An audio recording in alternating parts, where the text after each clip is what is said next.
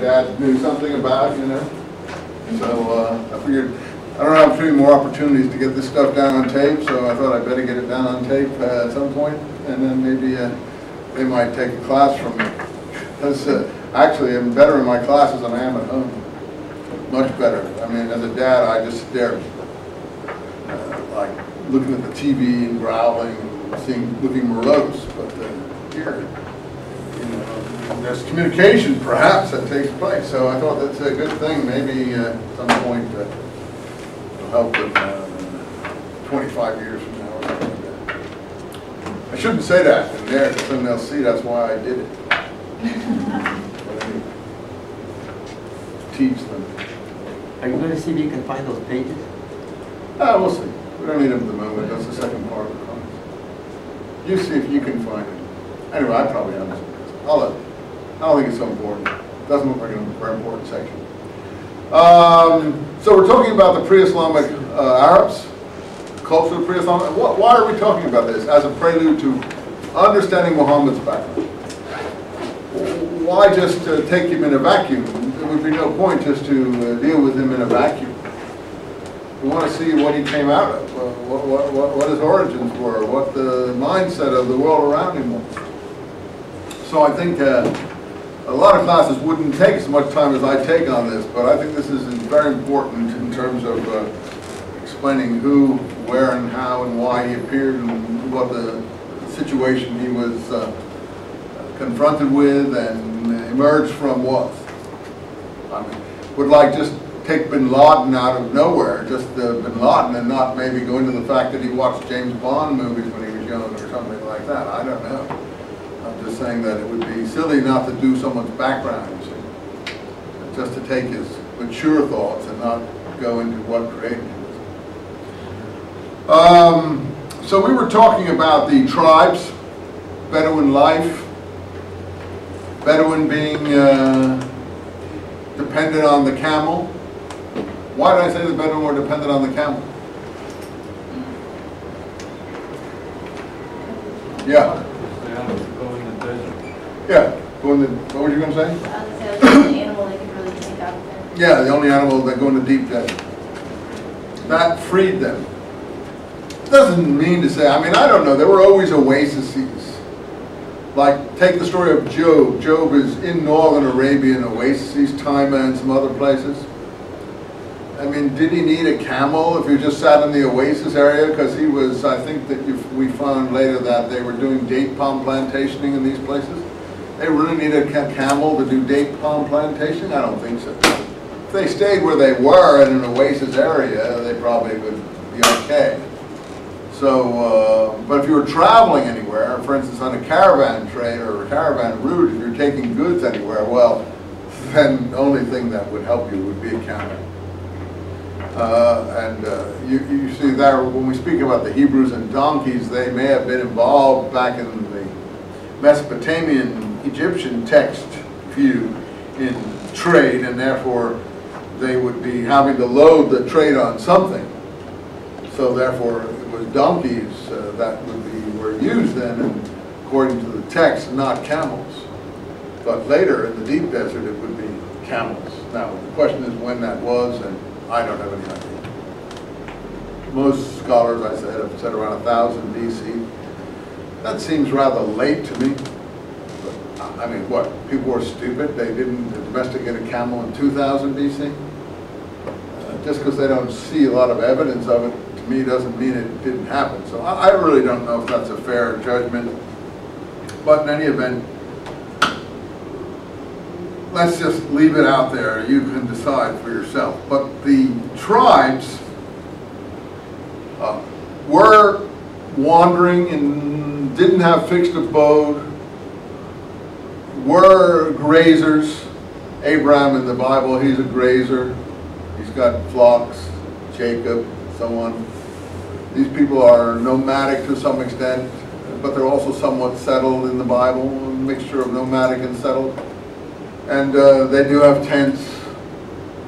And why do they need tents? Same as the American Plains Indian needed tents. You have to be able to follow the buffalo, so you had tents. And You have to be able to pack up quick. People out in the steppes of Central Asia, Siberia, still live this lifestyle, still have these kind of accoutrements. So, depending on the seasons in the Arabian Peninsula, a lot of which depended on the monsoon and things like that, there would be a rainy and a dry season, and also in the mountains you would have more rain at a certain time, and in the lowlands at another time, and so on, more moisture. I mean, there wasn't a lot of rain at all anyway, but when you're looking for something for your flocks to graze, this is important knowledge and so on. So the main thing I was trying to show is that the glue that held the situation together when there's no fixed abode is blood relationships. And therefore, in the Bible, for instance, you're always hearing about all the genealogy. This was the genealogy of Adam, and this is the genealogy of Noah. And Noah had 3 sons, and from this son came this person, and this person, and this person, and then the preferred line down to who's writing it, down to me, the guy who's writing it. I want to get down to myself, 20 generations or 50 generations later. This is, I'm showing you my great genealogy, and who my relations are, and who I have some, owe some fealty to, if you want to call it that. And so the thing within the blood relationship and the tribe, or the clan, or the sept, is what the Arabs call asabiya. Asabiya, some sort of solidarity. That's the best definition of that.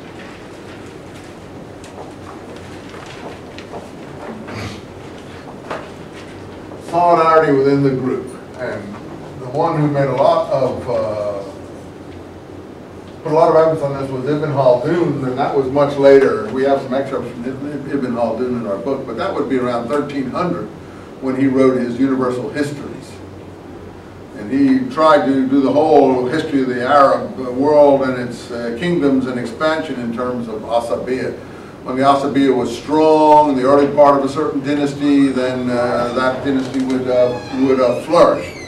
When the Asabiya weakened, then that dynasty would be less strong and fall apart. And so, solidarity, fellow feeling. I said in America, we express ourselves, we have solidarity, but normally we express it through odd places like the high school, you know, towns, villages maybe, but like LA, before Shaquille O'Neal left to Florida, it was the Lakers that was the center of Asabiya here. There's no other sports team that really flourished for any length of time here in the present day. In fact, all the sports team in football left. And it was basketball, and it isn't the Clippers, it was the Lakers. Now I don't know who it is, because the Lakers are dead. And maybe they'll revive, but I doubt it. Whoever did that thing traded that guy away. They must have had rocks in their head. I mean, even I can make a better business decision than that. That was just like insane. All they've done is given Miami Asabiya now. So now Miami has the Asabiya, and LA is sunk like a stone in the water, and all the morale of the people sinks with it, you see. When they've got something really, something to focus about, that is strong, that becomes powerful. And it's really amazing, that is true. In the old days, I've been here a while, it was Magic Johnson and Kareem Abdul-Jabbar that this feeling focused on. And then it was this new group, and now it's gone, petered out, evaporated. They'll have to buy that chap from China, from the Houston Rockets or somebody. What's his name? Yao. Yeah, they're going to obviously get enough money together and try to buy him. But that's the only thing they can do, I think, to come back to any sort of prominence like they used to have. Anyway, in America, that's how it functions around high schools, colleges, institutions, sports clubs, things like that. So you know what I'm talking about, this feeling of solidarity that you have with the other person. Oh, you and I are kinsmen, we have the same feeling. But in the desert, it was blood relationships, the tribe. And this idea originally comes from, I mean, we don't have that idea of Asabiya here in America, but I tried to show a parallel. And there was another concept that Nicholson focuses on, I think, quite strongly. Muru'ah. And that is honor or virtue.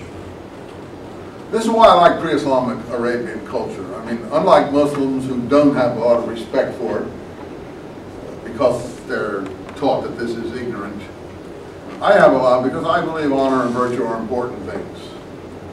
And I like to see things, people who do things for their own sake, not for the sake of reward or anything like that. Do it because it's right to do and because they wish to live like that and they consider it a high activity to do that. And that's, I guess, why I'm attracted personally to pre-Islamic Arab Bedouin ideals. I think a lot of Westerners are. And I guess you'll find probably a lot of Westerners are less attracted to Islam, if you want to be frank about that. Well, Islam is an interesting religion, but this cowboy culture, if you want to call it that, that's put forth in the tribal poems and things like that is really impressive. And how did Nicholson define this? I think he spoke about protection of the weak. I don't want to write all these on the board, you write them down, okay? Protection of the weak, defiance of the strong. This is not Islam now. It's pre-Islamic tribal Bedouin culture, the Jahiliyyah. What? Well, it's in the book, but I said defiance of the strong. There's no honor. There's no honor. There's no virtue in defying a weak person. What does that tell about? It doesn't tell you anything. Anybody can defy a weak person. It's defying Arnold Schwarzenegger or somebody. You know, defiance of someone strong. That tells what you're made out of. That gives you your, that's the test of your mettle. As I said, in fact, we say people beat up on weak people. That's just cowards, we think. And so defiance, protection of the weak, defiance of the strong. I was telling you before, these aren't written in stone like the Ten Commandments. These are just observations from the literature and the value system of the time, what Muru'ah was. Honoring the bond of hospitality. We spoke about, or the obligation of hospitality. We spoke about the hospitality custom in the Arab world, if not the Islamic world. Protection of guests, for instance. I told you about how I felt when I visited certain people if they broke bread with me, that I knew I could have a feeling of fear, maybe not nowadays with terrorism where everyone's threatened, but in the old days I could have a feeling of some security. They wouldn't want dishonor to fall on them, that something happened to me under their roof. They would protect me, and the obligation was 3 days in the normal customary tradition. How did this happen? I don't know where this came from, just normative custom. Later, actually, the same people who emphasize this speak of sunnah. Sunnah really is normative custom. So it tells you something about Sunnis, because we'll get a Sunni Islam, and it's not going to be, is there an end here? I don't know, no, that's costume. I don't know if there's an end there, I think there is. In any case, we're going to speak about the Sunnah of the Prophet. And in Sunnism, the Sunnah of the Prophet, as it develops out of what will be called the Hadith, a kind of literature about the Prophet, what he did, said, acted, and was supposed to have done in various circumstances, becomes the Sunnah for Muslims, and they imitate the Prophet in their activity from the Sunnah, and that's why they're called Sunnis. They follow the Sunnah of the Prophet. So, but originally, it was the custom The word came from custom. In the pre-Islamic Arabs, it was custom, and one of the famous scholars in this field, a guy called Goltz here, a Hungarian scholar in the 19th century, he said that originally sunnah meant beaten track in the desert. Basically the way of the ancestors. The track the camel and the caravans made. The track that was walked over and over again, so that it was a beaten path. That's what sunnah originally meant. And so this is customary. You say, where did 3 days come? It wasn't written by Moses in Sinai. It's just a beaten path that was accepted and followed. Now, again, I'm off the subject, but it helps you maybe relate to some of this stuff. There was a writer, again, late 19th century.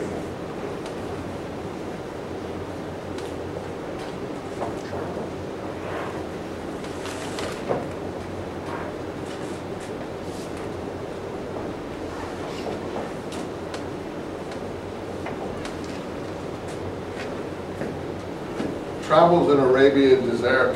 He wrote this book.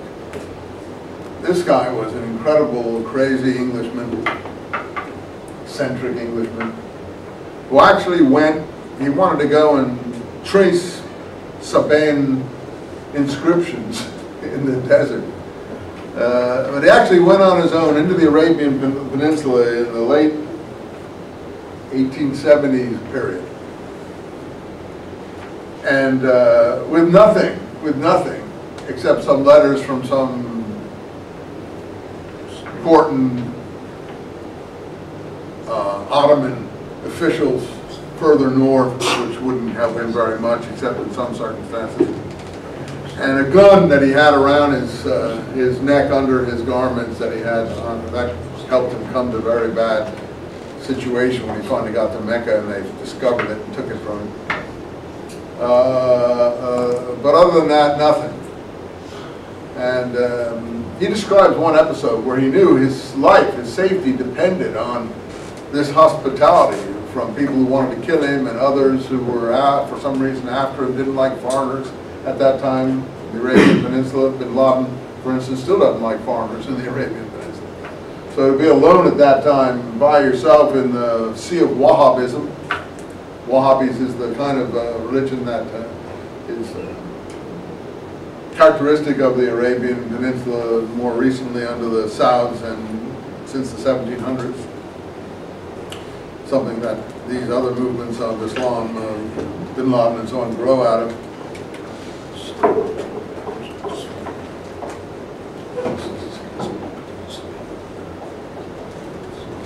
Probably there's another age there.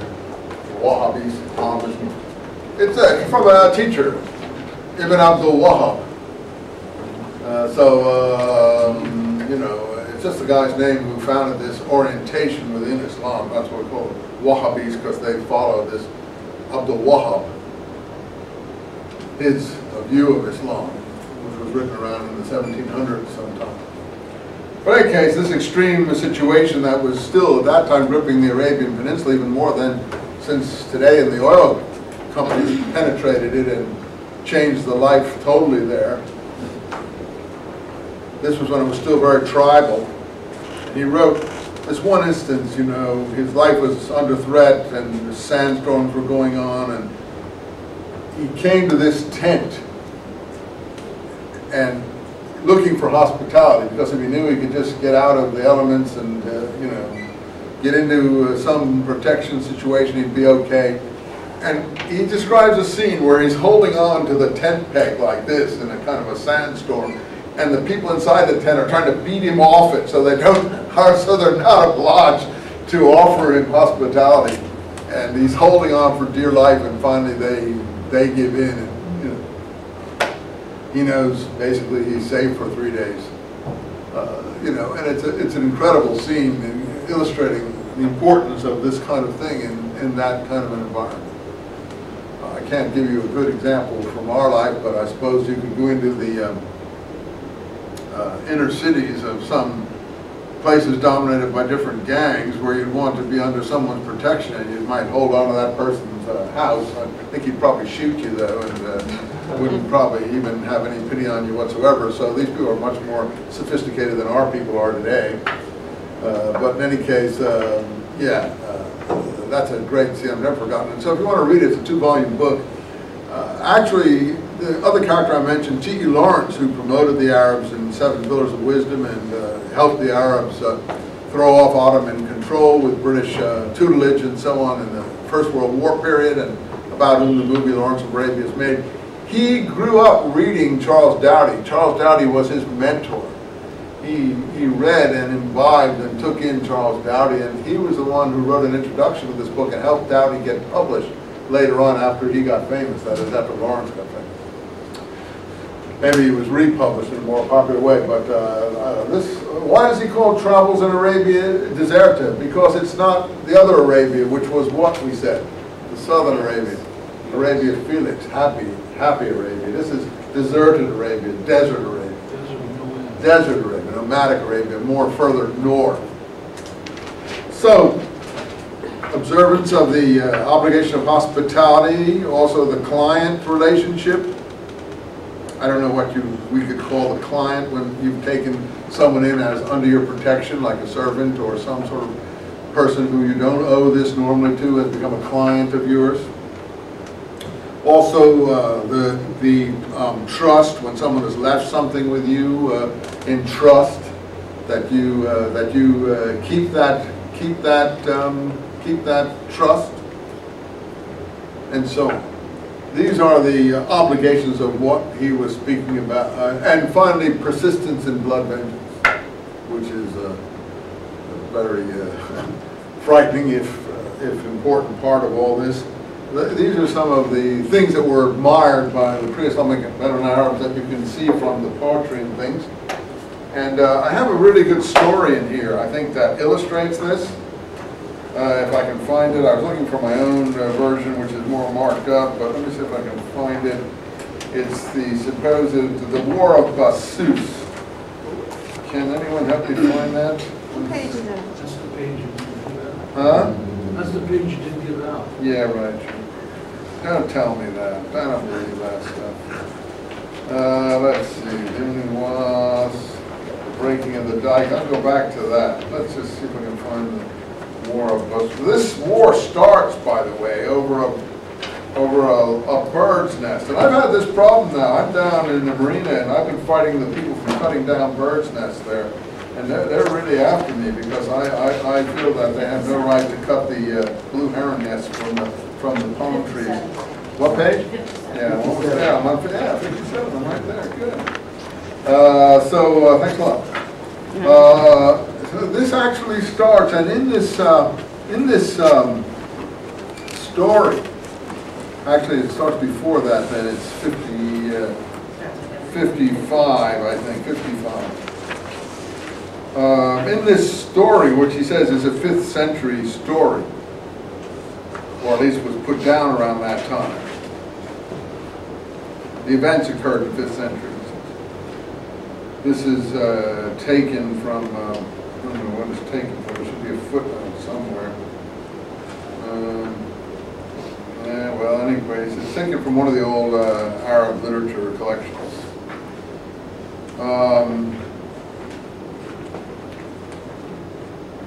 This illustrates, to my mind, just about all of the things I was just talking about that were valued by the pre-Islamic Arabs, Marua.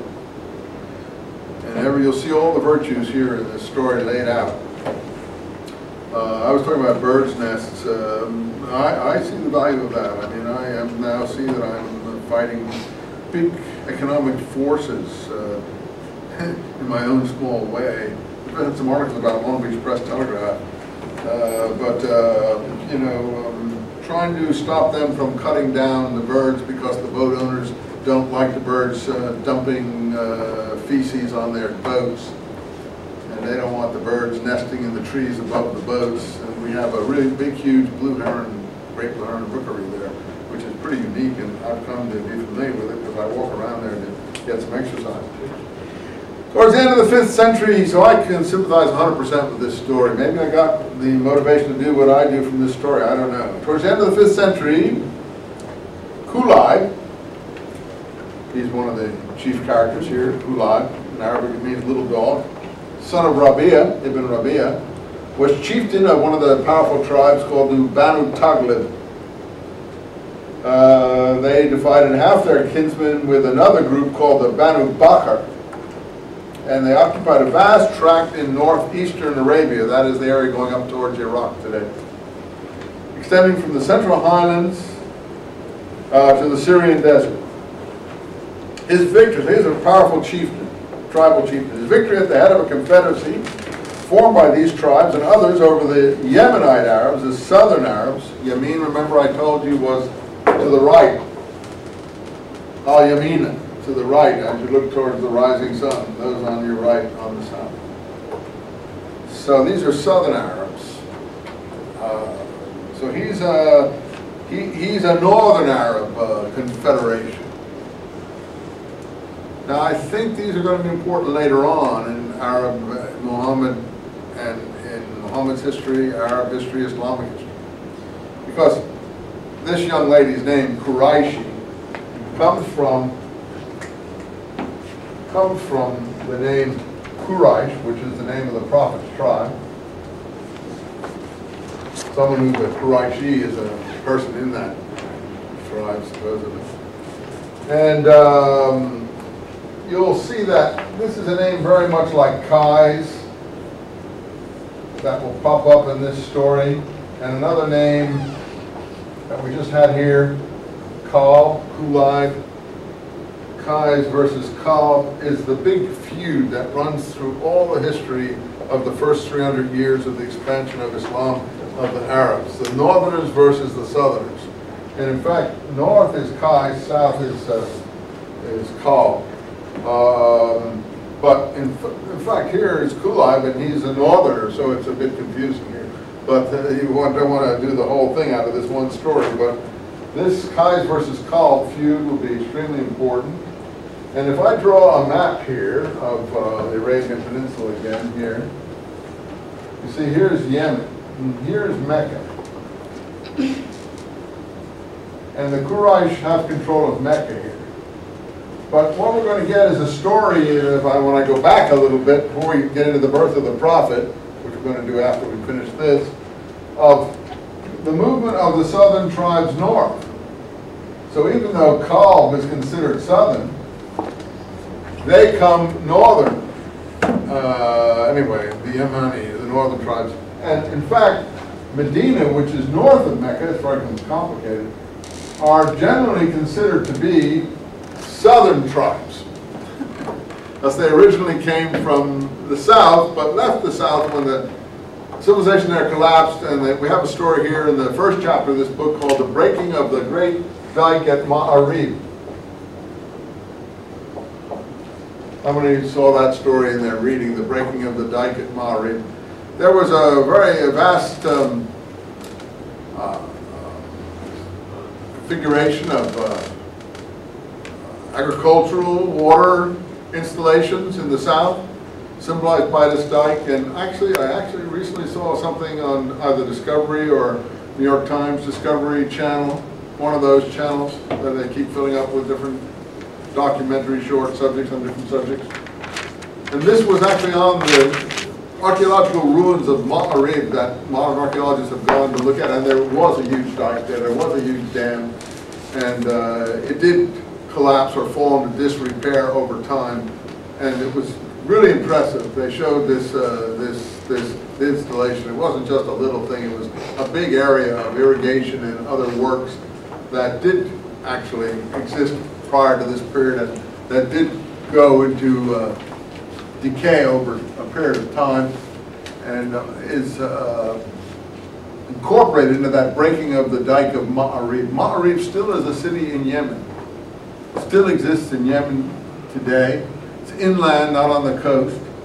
And there are these remnants of the ancient civilization there and the sophisticated engineering works that they had. The story is that the southern Arabs, the Yemenis, as he's talking about here, came north after that and lived in areas like Medina and places like that. So it's, even though the southerners are southern and the northerners northern, there are southerners who are more north of the southerners. So for instance, Mecca would be considered north because it's north of Yemen. But in fact, Medina is further north than Mecca, and there are southern tribes. That's a bit confusing, but that's part of the culture that we're talking about. Anyway, Kulayb is the head of a northern configuration, including Banu Bakr. Banu is sons of in Arabic. So he was made him the most powerful man in the peninsula for a time. He was married to Halila, the daughter of. Well, there we go. Don't break them yet. I can't read with these glasses, unfortunately. I have to go sort something out. Then I can't see after that. So. He was married to Halila, daughter of Murrah. She was of the Banu Bakr. So he was from another tribal, his wife was from another tribal group. And you see, they dwelt in a himma, a preserve, wherein Kulayb claimed the sole right of pasturage. If you want this, it's on page 56, you can look at it. It's in your book. Where he claimed the sole right of pasturage. And this is how complicated these relationships can get, and that's why I think this story is really interesting. Because I think this really is the story of the beginning of the Qais-Kalb feud, or how they thought the Qais-Kalb feud begins. And it begins over nothing. It begins over a lark's nest, according to this story. Just a lark's nest. I can understand how that happens. Anyway, he shared this with the sons of Murrah, the parentage of his wife, and then her brother, he had a brother-in-law, Jassas. That was her brother, his brother-in-law, and her aunt called Basus, which is where this name gets its, where this war gets its name. Okay, that's our cast of characters. Have I lost you? Well, it's in the book, so you should be able to find it. Now, one day Kulayb, which actually means little dog in Arabic, Kalb is dog, Kulayb is little dog, seeing a lark's nest as he walked out, and the helpless bird in the nest on the ground in front of him, said to the bird, which was fluttering and shrieking and around distressfully over her eggs. Now I can picture myself as a human being. I don't know if it has anything to do with being a man or a woman. You should decide yourself if it has anything to do with gender. I happen to unfortunately be male gender, so I see it from my point of view. You women may see it from your perspective, but I can see myself saying this, and I'm sure I have. Have no fear, little bird, I will protect you. And of course, that's how I feel about the great blue heron's nest. And the other day, we found one of the herons that was in a fledgling state that had fallen out of the nest. And the game wardens and others who run those fireboats and everything down there reported it, and they said, "Oh, we can't do anything with a bird unless it's injured. And that bird, he just fell out of the nest." I said, "Are you kidding? He's sitting there, he can't move." No, we looked at him. He's not injured. So I finally got one of the policemen after a while to come, and they called up this wildlife shelter, and they finally took the bird. Later, we find the bird died, and it had a broken vertebrae, 3 broken ribs, and 1 broken wing, et cetera, et cetera, et cetera, et cetera. And these guys in the fire, whatever they were, said, "Oh, the fishing game people, they couldn't touch it because it wasn't injured. It had just fallen out of its nest." I mean, this is the kind of thing that you run into all of the time.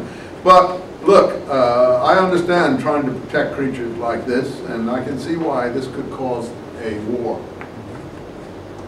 It may be between the sensitive people and the insensitive people. So take heed.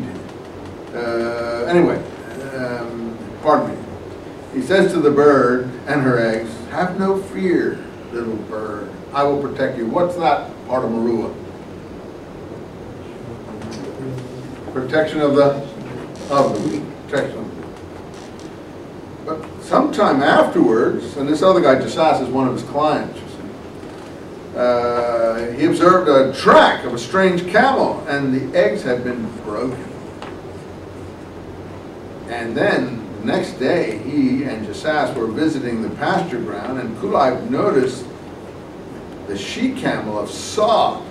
Who's Saad? A client of this Jasas. So it's not even Jasas we're worried about. It's this client fellow.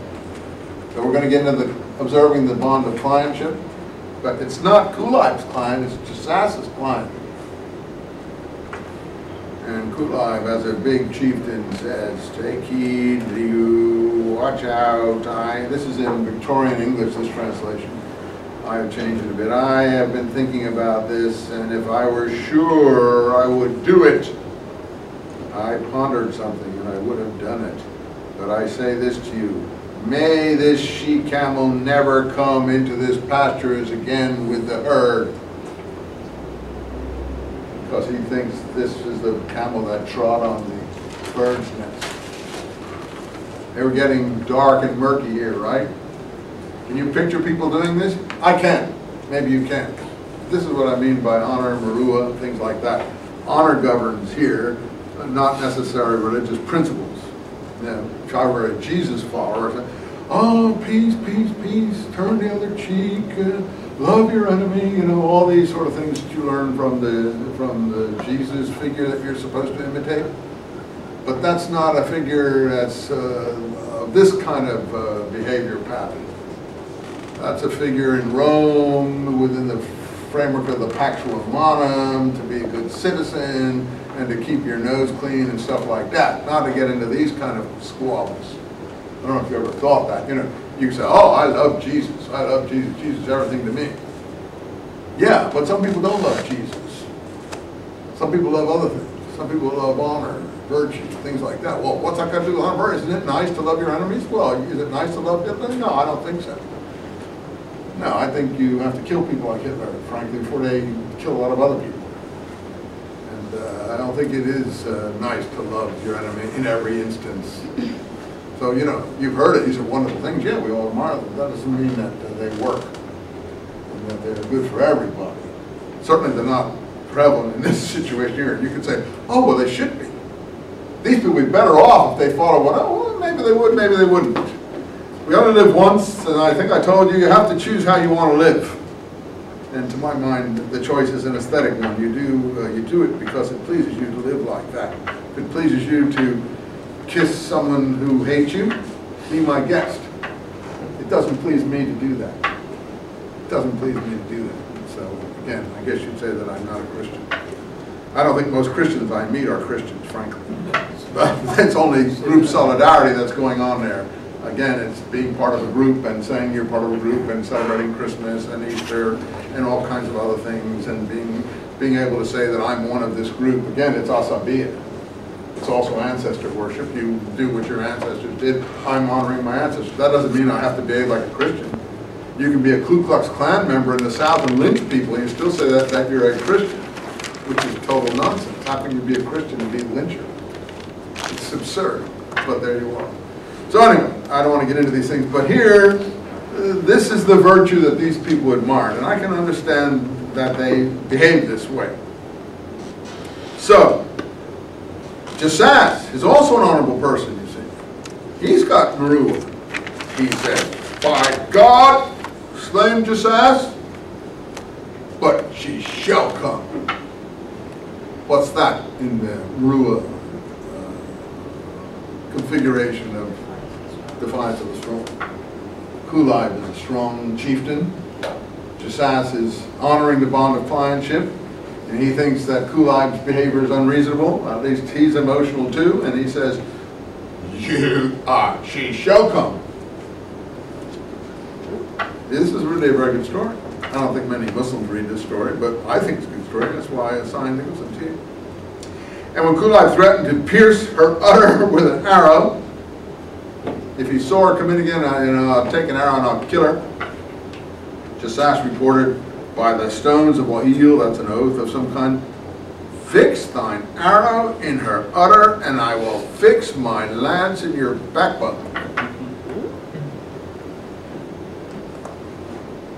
So, you know, words are important things, and once uttered, you know, they have a power of their own. You want to be careful. Maybe here Jesus could help a bit.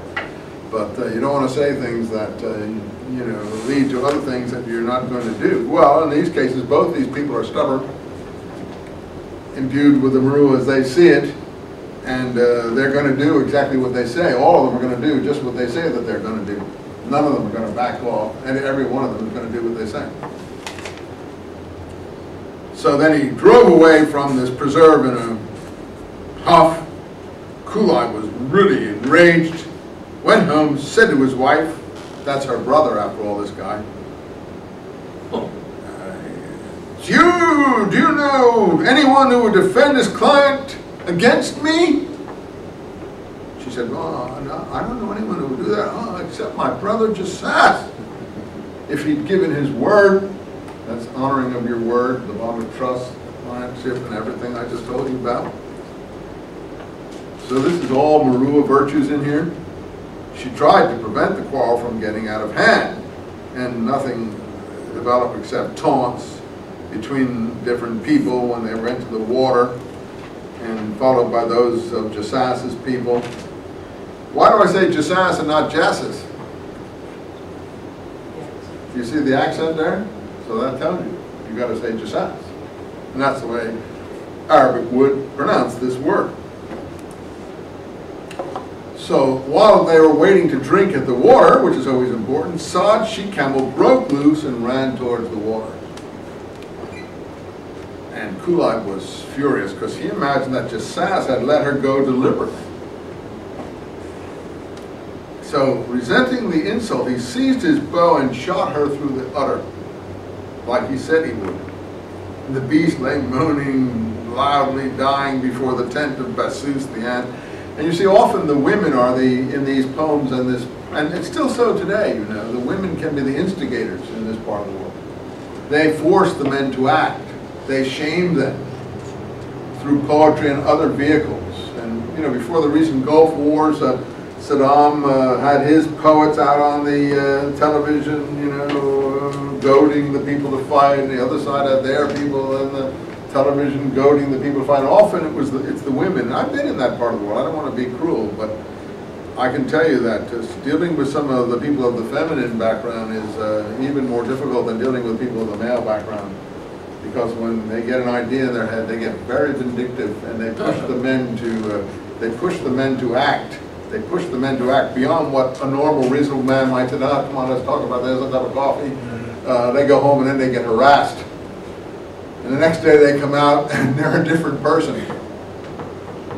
You all are laughing, but this happens. This is not, I'm talking about sexist things, I'm just talking about reality.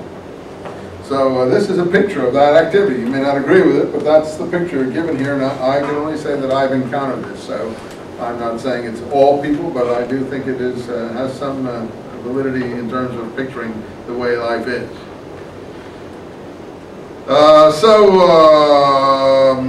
The camel's moaning, the story getting exaggerated outside her tent, and she yells now to Jasas, "Shame, shame!" And then she raised her voice so Jasas could hear, and she spoke these famous words, which are called the instigator words. Because she's pushing people to do what they probably shouldn't do. Get into a feud. And you can read them in Arabic, they probably sound much better. The English translation is a little bit, you know, excruciating. Anyway, Jasas, when he heard these, was stung by the insult to his honor, his reputation, which no Arab can endure, that injury and insult should be inflicted upon his guest, client, friend with impunity. Like I told you, if I'm there in someone's coffee shop and they drink coffee with me and then someone tries to injure me while I'm under his protection, that's really unbearable insult. Not to me, but to the host, that they would dare, you know, do something to someone under his hospitality.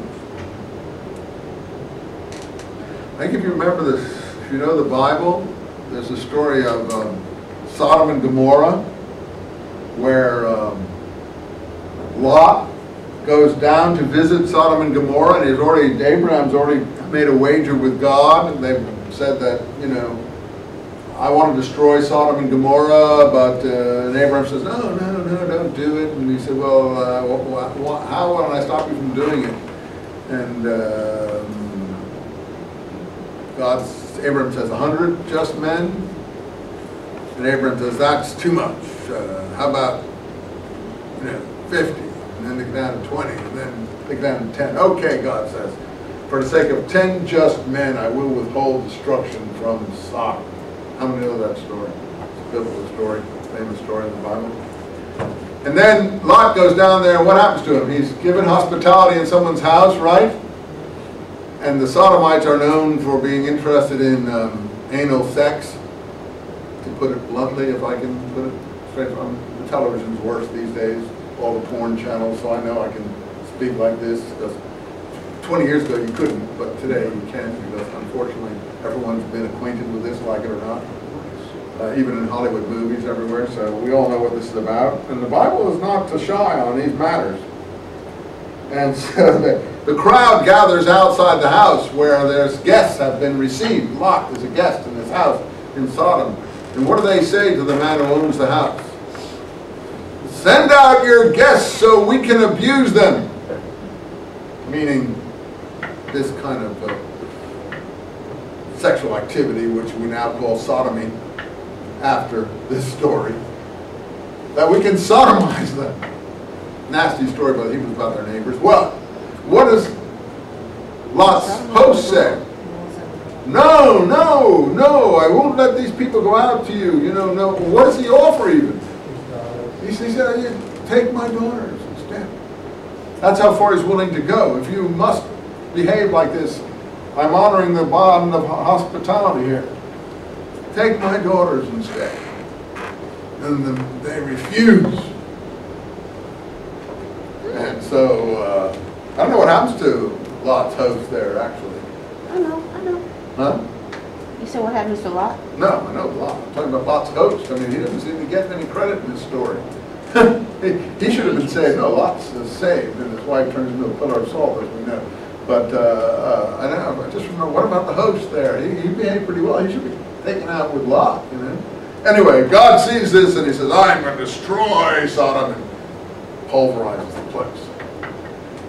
But in that story, we have an illustration of one of the virtues here. The guy was willing to honor hospitality bond to such an extent that he would offer his own daughters up instead of his guests. That's going far. Do you know what happened to the host there? The host? Aren't the hosts supposed to be angels? No. Is Lot the host? Oh, Lot's the host. The angels are the ones that visit him. Okay, they send out angels. Okay, you're right. Lot is the host. I don't know what he's doing living in Sodom. I don't know what he's not a sodomite. Oh, well, anyway, yeah, Lot offers his daughter. Okay, so he's saved because he's virtuous. I forgot, it's not Lot that goes down, it's angels go down. Good point. Yeah, see, I'm getting old. Stand corrected. I know this lady knows her Bible, this young lady, so I got to be careful. I'm getting myself in trouble here. Okay, so she shames Jesas, and some days afterwards, having seen where Kulab had gone out, unarmed as it turned out, he followed afterward and slew him. Well, I don't consider that very honorable. To go after an unarmed man and slay him, what's the virtue in that? I don't think this Jesas is a very virtuous person, frankly, in this picture here. But anyway, and he runs away, and he goes to his own people. And of course, here we have that whole thing of protection, like the Cain and Abel story. He goes to his people for protection because what's going to happen? Kulab's people have to do what? Avenge him. And Murrah, when he heard the news, Murrah was the people that, who's Murrah again? God, it's very kind. You have to go back. He's the father of the wife, therefore he's the father of Jesas too. No, you're not going to bring retribution on our people for what you did. You alone must pay for this deed. And we'll put you in chains so that Kulib's kinsman can slay you. What you've done is terrible. By the stones of Wahil, never will Bakr and Taglib have peace after this assassination or death of Kulib. All these killings in Iraq, by the way, are going to engender all this too. This is not going to just pass away, what's happening in Iraq at the moment. That's right. And not so much the Americans, although they're blamed to some extent. It's the fact that the terrorists want to work up friction between the different groups so that they'll come at war with each other, and then the terrorist groups can basically divide and conquer. That's what's going on, and the Americans will get fed up with staying there. But a lot of this is, you know, is already built into the fabric of life in Iraq. These attitudes. This is not Islam. This is tribal, Arab tribal behavior values. An evil thing you did, O Jasas, brought on your people. You slew their chief and severed our union and put war into our midst. It doesn't matter what the reason for it all is anymore. It's just a real mess. And then another guy in the tribe, Saad ibn Malik ibn Dubai ibn Qais. You see, he's a Qais. This other person on Jasas's side. He says, no. So Kulib is Kalb in effect, you see, even though Kulib is Kalb, and Qais is the Jasas side. You see what I mean here? So you do have Kalb and Kulib here, and Qais. No, we will not give him up. We will fight to the last. We will protect our kinsmen. We will honor the blood tie. Everything is in this story. With these words, he called for a camel, sacrificed it, and after its throat was cut, swore to one another over the blood. And here's the poem that they swear. I'm going to read all that. So this war gets heated up, and the Banu Bakr are prepared for a decisive battle. And as their enemy had the advantage in numbers, they adopted a stratagem devised by someone called Harith. Fight them, he said, with your women, and blah, blah, blah, blah. So you can read all this here. You know, it's pretty involved. Well, let's get towards the end now.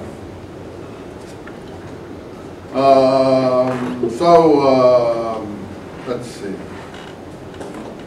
What finally happens here?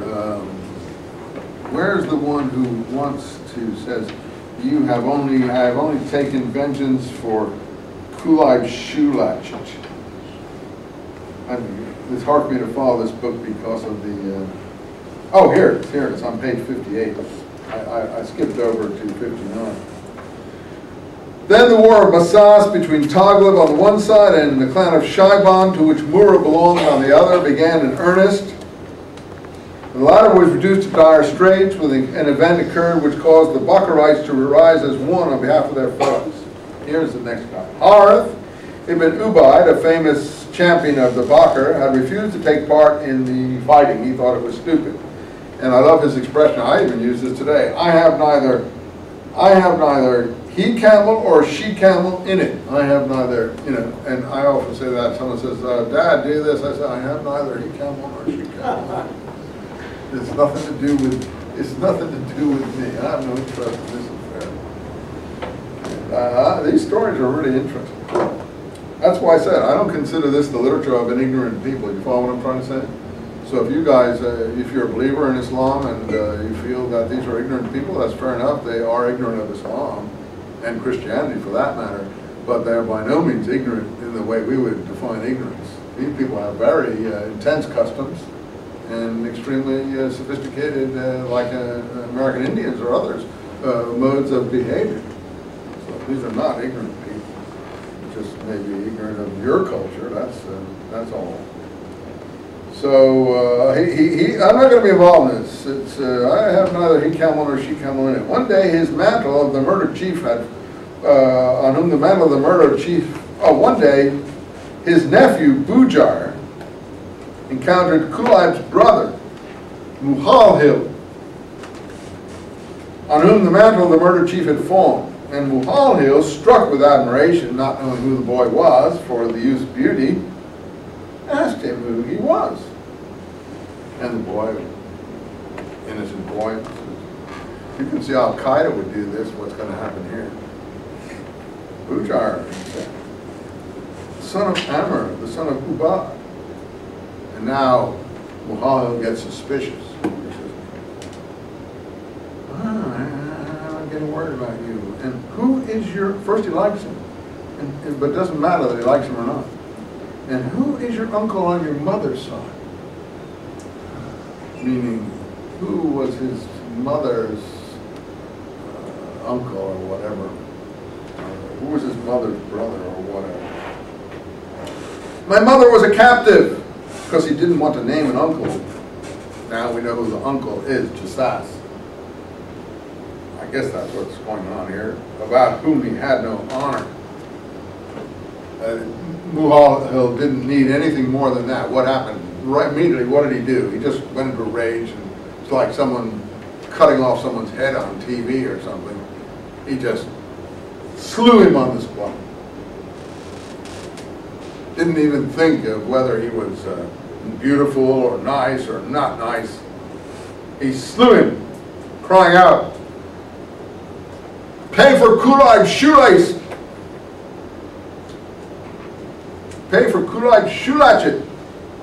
That's all you're worth, really." On hearing this, Harith sent a message to Muhammad.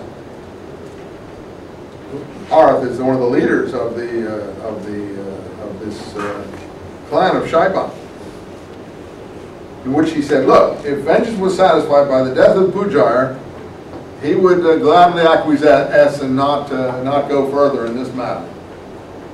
But Muhal replied stubbornly, persistence and vengeance here, I have only taken satisfaction for Kulaib's shoelace. These are stubborn people, right? And very aggressive. Thereupon Harith got angry, and he starts getting worked up. And there's some more poetry here, and then we get the decisive battle and so on and so forth. And I don't think we need to go any more in this, but you see, it's really worth. There's another thing here about a horse race that takes place, and the people, the Arabs really do. The Bedouin Arabs, the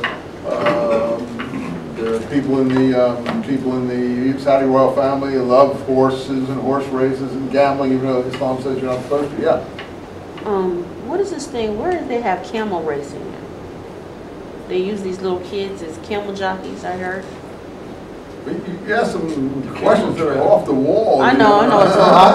I can't really answer them. So Yeah, I know you're ruminating. I know you're ruminating, and I'll leave you with that, but I can't answer those things. The camel trap. Well, wherever. The point is, it's not necessarily what we're talking about, but there is a thing here about horse racing and getting angry about cheating in horse racing. I think there's some killing that goes on over that, too. But these are really interesting stories. And you see how that story illustrates the Marua virtues?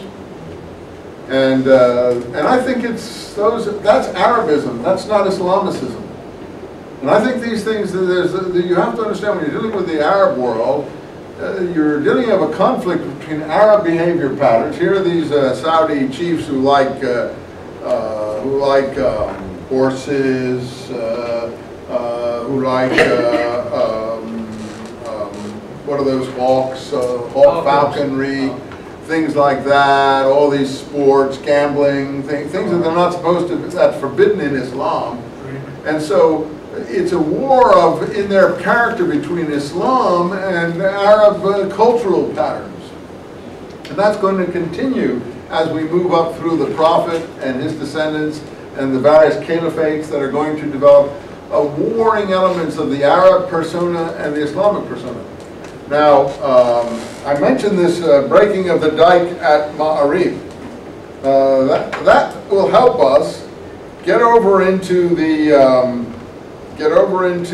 I can't find things very easily because I don't have my notes in this particular collection, but I'm going to look for my old collection and see if I can find it. But that will help us get over into the... Page 17. Yeah, I see where it is. It goes all the way back to 13 and the culture of the Southern Arabians. That'll help us get over into the birth of the Prophet next time. I'm going to do a little bit of this and then let you go. Next time, bring your Korans, because we'll start to look at the Koran, because we'll start talking about the birth of the Prophet. But first, this background here, we have on page 14, Qahttan was the ancestor of the southern Arabs. And his grandson was the founder of Ma'arib, there it is, and the builder of the famous dike there. So these are genealogies of the south. Himyar is the Himyarites, which is another name here. Call this Himyaritic culture, in fact, for Sab and all the different things in the southern Arabian sphere, Sabaeans, Himyarites, and so on. And he gets the lordship over this area. And there are a lot of Sabaean kings. That's the area, Sheba, southern, Himyar is part of that area. Up to this dike thing. From a few miles southwest of Ma'arib, the mountains draw together. And in the summer it's dry. But because they wanted to pasture the flocks and for agriculture, they built this very impressive water system in Ma'arib. And then going on here, they think that this is on page 16 going to last a long time, but there was a big flood like in New Orleans here, and finally the dike was broken and overflown and so on. And then he goes into the history of the kings or rulers of the Himyar, the southern Arabs here at this point, originally Sabaeans, but now Himyarites. And the leaders here are called Tubas. Tubas. These are the leaders of the Himyarite kingdom, or the southern Arab kingdom. And similarly, among the Tubas, we find the Queen of Sheba. That's a little bit earlier, but in any case, the Ethiopians value that, and we'll talk about next time. But the big legend of the Tubas is this Asad Kamil, page 19. Asad Kamil. And we're going to use him to move us up to the birth of the prophet, because Asad Kamil, this is about the 400s, ruler in southern Arabia, is going to convert to Judaism. And that's not a very far cry by the 6th century, the conversion to Islam. So first there's going to be a conversion in these areas to Judaism. So you wonder how the prophet will have come in contact with all of these traditions that we see in the Quran. I think you'll see it's quite understandable how he came in contact, aside from angelic intercession, with all these traditions. So pick up there next time. We should now get into the Quran. I know it's slow, but I think it's good for you. And I think if you can find that horse race story quickly, I couldn't put my finger on it. Call to my attention next time, and we'll read that one before we get into the Tubas, and then we'll get into the birth of the prophet. That's it.